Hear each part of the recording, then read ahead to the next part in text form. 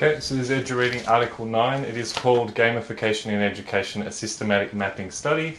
It's probably a 22-minute read by my calculations. It's similar to the flip learning study that we looked at, except that this one is focused on just giving us a thematic idea, so giving us sort of similar to a literature review, I guess, a bit of an idea of what the topics are. It gives a bit of a coverage about gamification and why it's so popular and how it's become sort of how it's an emerging study. This one's from 2015, and so I'd be very interested to see how much people have used this concept in their classroom and how it's taken off based on 2015.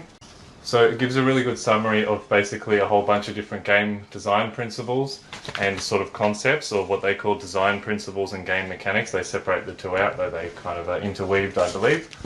So I'd be interested to see what impact gamification has had on your life more generally, and if you think it has facility for use in an educational space as well.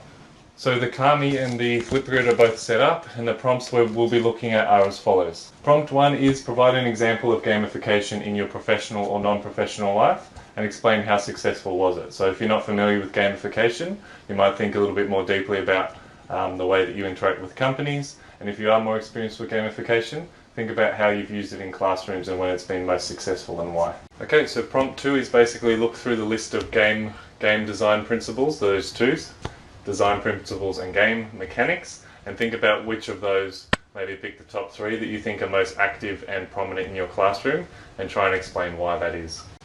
Alright, so my favourite idea from the reading I've done on gamification is the idea that the school system that we work within is just a poorly designed game, and that's why students aren't actually enjoying it and getting the most out of it. So kind of similar to last month's dystopia question, if you were to apply game mechanics to your school system, so where you teach, regardless of where that is, which ones would you apply and how do you think that would improve things?